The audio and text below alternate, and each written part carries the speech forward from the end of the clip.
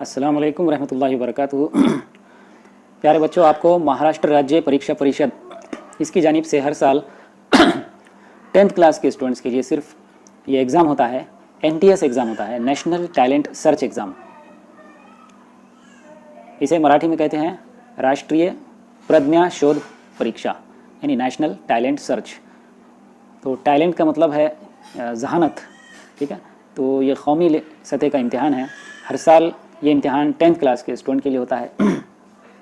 इस साल भी ये एग्ज़ाम होने वाला है आपको, और इसकी जो तारीख़ है वो 13 दिसंबर 2020 को ये एग्ज़ाम होगा आपका, ठीक है। राज्य स्तर की जो परीक्षा होगी, राष्ट्रीय स्तर की जो परीक्षा होगी, यानी कि इसमें जो क्वालिफाइड हो जाएंगे बच्चे, उनको बाद में 13 जून 2021 को इसका एग्ज़ाम होगा। तो ये इसका नोटिफिकेशन आ चुका है, और ये जो एग्ज़ाम होता है CBSE की जानिब से है। ये नोटिफिकेशन मैं आपको डिस्क्रिप्शन बॉक्स में दे रहा हूँ, उस लिंक पर आप जाइए, तो फिर आप पूरी नोटिफिकेशन को भी डाउनलोड कर सकते हैं और पूरी डिटेल में भी पढ़ सकते हैं। फ़िलहाल मैं इसका एक बहुत शॉर्ट आपको ओवरव्यू दे रहा हूँ कि ये एग्ज़ाम किस तरह का होता है। इसका माहिती पत्रक आ चुका है।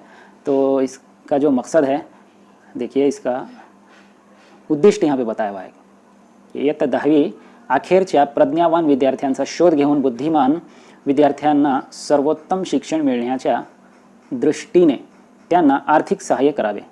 या सहाय्यातून त्यांची बुद्धिमत्ता विकसित व्हावी आणि त्या विकसित बुद्धिमत्तेने त्या विद्यार्थ्यांनी आपली विद्याशाखा व राष्ट्र यांची सेवा करावी, ही या योजनेची उद्दिष्टे आहे। यानी कि 10वीं जमात के जो ज़हीन तलबा हैं और तालिबात हैं, उनके जो ये बुद्धिमान यानी ज़हीन, उनकी जो सर्वोत्तम शिक्षण मिलना चाह, यानी कि उनकी आला तालीम के मकसद के तहत उनको आर्थिक से यानी माशी मदद, यानी पैसे धेले से उनकी मदद की जाए, उनको माली तौर पे माशी तौर पे मदद की जाए, और इसका इस्तेमाल करते हुए वो मुल्क की खिदमत कर सकें। ये इसका एक अहम मकसद है। तो इस तरह के जो एग्ज़ाम्स होते हैं बच्चों, उसमें आपको स्कॉलरशिप के एग्ज़ाम में पास होने के बाद रकम कितनी मिल रही है, ये सब चीज़ें मैटर नहीं करती। तो आपको क्या देखना चाहिए इसके अंदर, कि इस एग्ज़ाम के थ्रू आपके अंदर जो कॉन्फिडेंस आएगा, और आगे चल के जो हायर क्लासेस पास होने के बाद आपको जो कॉम्पिटिटिव एग्ज़ाम्स होंगे, जैसे इंडिया लेवल का जो एडमिनिस्ट्रेटिव एग्ज़ाम है, ठीक है, UPSC एग्ज़ाम, IAS एग्ज़ाम, और महाराष्ट्र के अंदर MPSC एग्ज़ाम के थ्रू जितनी भी एडमिनिस्ट्रेटिव पोस्ट्स होती हैं, तहसीलदार वगैरह की,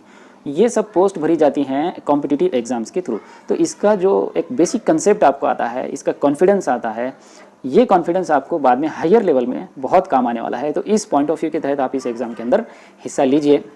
इसका जो है बहुत शॉर्ट में बता देता हूँ, ठीक है। और इसका जो डेट है ये देखिए, ये 8 अक्टूबर से 25 अक्टूबर के दरमियान इस साल। इसकी 150 रुपये फ़ीस है, ऑनलाइन के अखराजात अलग हैं, और इंस्टीट्यूट लेवल पे हर स्कूल को 200 रुपये फ़ीस भरना पड़ती है। बच्चों को अगर ये एग्ज़ाम में बिठाना है तो स्कूल वालों को ये 200 रुपये फ़ीस अपने तौर से भरना होती है।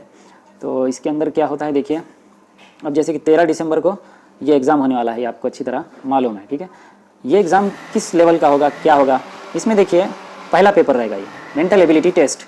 तो आप 5वीं का और 8वीं के स्कॉलरशिप एग्ज़ाम्स जो दे चुके हैं, तो उनके लिए एक बहुत सिंपल इसका आइडिया होगा जहन में कि अलग अलग टाइप के मेंटल एबिलिटी टेस्ट इसके अंदर होते हैं, ज़हनी आजमाइश के सवालात होते हैं। और फिर ये जो है देखिए पेपर 100 नंबर का है, और 100 इसके मार्क्स भी हैं, ठीक है। 120 मिनट यानी 2 घंटे का होगा। इसका टाइमिंग जो होगा वो 10:30 से तो 12:30 तक होगा। और SC/ST के स्टूडेंट्स जो कि आमतौर पर मुस्लिम्स में नहीं होते, मुस्लिम समाज में, तो उनके लिए ये 40% इस तरह का है, और 32% इनके पात्रता गुण है। उसके बाद जो है स्कॉलस्टिक एप्टीट्यूड टेस्ट होता है, शारीरिक क्षमता चाचनी। इसमें स्कूल के सब्जेक्ट का जो है वो पेपर होता है सेकंड। ये भी सेम 100 नंबर का होता है, ठीक है, और इसमें 100 क्वेश्चंस होते हैं, और ये भी 120 मिनट का। ये होगा आपका 1:30 बजे से 3:30 बजे तक होगा।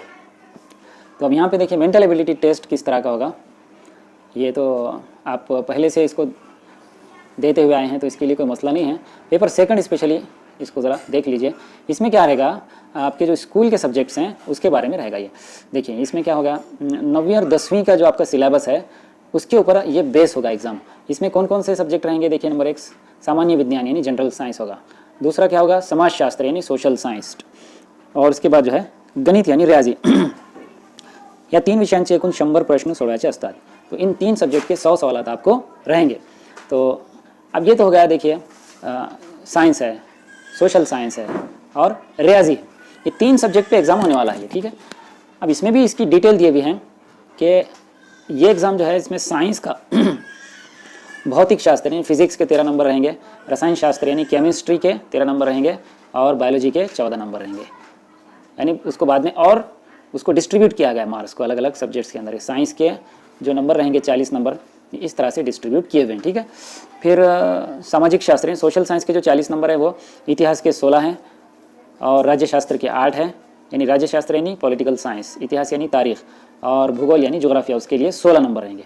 तो ये पूरा नोटिफिकेशन मैं आपको डिस्क्रिप्शन बॉक्स में डाल रहा हूँ, वहाँ पे आप क्लिक करके इसको डाउनलोड कर सकते हैं और मज़ीद इसकी मालूमात भी ले सकते हैं। मैं इतनी पूरा डिटेल नहीं बता रहा हूँ आपको, जिनको और इतनी भी अगर आप डिटेल पढ़ के ये एग्ज़ाम देते हैं बुक्स के थ्रू वगैरह तो ये आपका हो जाएगा, ठीक है। तो फिर उसके बाद जो है तो रियाजी में क्या रहेगा, रियाजी के जो 20 नंबर रहेंगे उसमें अलजबरा के 10 और ज्योमेट्री के 10 नंबर रहेंगे। मीडियम यानी कि कितने मीडियम में एग्ज़ाम दिया जा सकता है, तो ये 7 मीडियम में 7 ज़बानों में एग्ज़ाम दिया सकता है, उसमें उर्दू भी एक ज़बान है, ठीक है। तो इस तरह से इसको ऑनलाइन करना है, ठीक है। और ये वेबसाइट भी दी हुई है आपको। खैर अगर आप ये चीज़ों को करते हैं तो आपको इसका तजुर्बा अगर है तो ये आप खुद घर पे भी कर सकते हैं, वरना किसी भी आप ऑनलाइन कैफ़े पे जाके ये भर सकते हैं। तो इसमें जो है निगेटिव्ह मार्किंग उत्तर पत्रिकेचे मूल्यांकन करताना वजा गुण निगेटिव्ह मार्किंग पद्धतीचा अवलंब राज्य स्तर और राष्ट्रीय स्तर परीक्षेसाठी केला जात नाही, ठीक है। तो स्टेट लेवल और नेशनल लेवल के एग्जाम्स के अंदर ये इस तरह की निगेटिव्ह मार्किंग नहीं होती है। देखिए परीक्षेचे मूल्यमापन में दिया हुआ है, विद्यार्थ्यांनी सोडविलेल्या प्रश्न उत्तर पत्रिकांची तपासणी संगणकामार्फत यानी OMR पद्धत से होती है, OMR से करण्यात येते। खबरदारीचे सर्व उपाय योजून बिनचूक गुण यादी तयार करण्यात येते। गत वर्षी राष्ट्रीय स्तर परीक्षेसाठी NCERT ये देखिए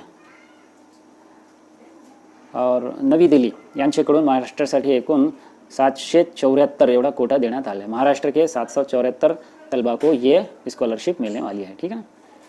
तो इस तरह से ये एग्ज़ाम है। देखिए आरक्षण वगैरह भी उसमें डिटेल दिया हुआ है, बाकी के चीज़ें आरक्षण के अलावा EWS का भी यहाँ पर इकोनॉमिकली वीकर सेक्शंस जो होते हैं ना, इकोनॉमिकली वीकर से आज इसको रिजर्वेशन मिला है। देखिए जो माशी तौर पे जो कमज़ोर तबक़ात हैं उनके लिए रिजर्वेशन मिला है।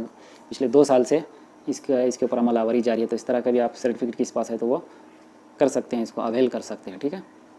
और पात्रता गुण भी दिए हुए हैं, ठीक है। और विद्यार्थ्यांची निवड 2 स्तरावर करण्यात येते। प्रथम स्तर जो होता है राज्य स्तर यानी संबंधित राज्य स्तर केंद्रशासित प्रदेशाच्या लेखी परीक्षेतील गुणाचे आधारे विद्यार्थ्यांची निवड राष्ट्रीय स्तरासाठी करण्यात येते। तो उसके बाद जो है देखिए पात्रता गुण कितने हैं इसके, मैट और सैट यानी मेंटल एबिलिटी टेस्ट और सैट यानी स्कोलेस्टिक एप्टीट्यूड टेस्ट, ये पहला पेपर है और ये दूसरा पेपर है। ये ज़हनी आजमाइश का है और ये स्कूल के सब्जेक्ट्स का है, ठीक है। विषयासाठी प्रत्येक विषयात यानी हर सब्जेक्ट में स्वतंत्रपणे जनरल संवर्गासाठी 40 गुण, SC ST संवर्गासाठी किती 32 गुण।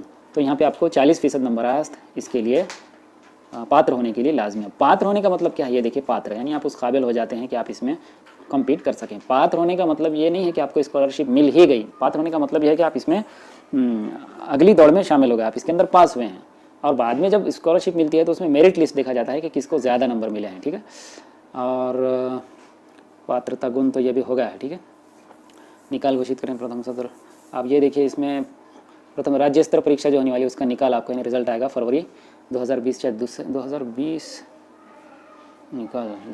2ऱ्या किंवा 3ऱ्या आठवड्यात येईल। ये 2021 होना चाहिए मेरे ख्याल से।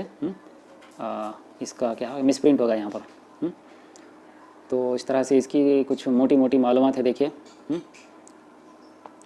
और ये चीज़ मैं जैसे इससे पहले बताया आपको, ये चीज़ कोई मायने नहीं रखती। आपको स्कॉलरशिप की रकम कितनी मिलेगी, क्या होगा इस पे आपको डिपेंड नहीं रहना चाहिए। ये आपके बड़े बड़े एग्ज़ाम्स के लिए आपको कॉन्फिडेंस दे रही है, आपकी क्वालिटीज़ को इम्प्रूव कर रही है, ये आपके सलाहियतों को उभार रही है, आपकी सलाहियतों को उजागर कर रही है ये जो एग्ज़ाम है। तो ये इसका एक बहुत बड़ा इंपॉर्टेंस है। आप ये इसको पैसे में मत देखिए कि आपको ये अगर ये इसमें आप सिलेक्शन हो जाता है स्टेट लेवल पे तो इसमें आपको क्या क्या मिलेगा, ये सब डिटेल दी हुई है, ठीक है। तो जल्द से जल्द इसके फॉर्म भर लीजिए, इसको देर मत लगाइए। और इसकी आखिरी तारीख जैसा कि यहाँ पे पूरी डिटेल है, इसकी जो आखिरी तारीख है वो 25 अक्टूबर है। लेकिन तब तक क्या आने का रास्ता मत देखिए, इसको जल्द से जल्द फ़ौरन मुकम्मल कर दीजिए, ठीक है।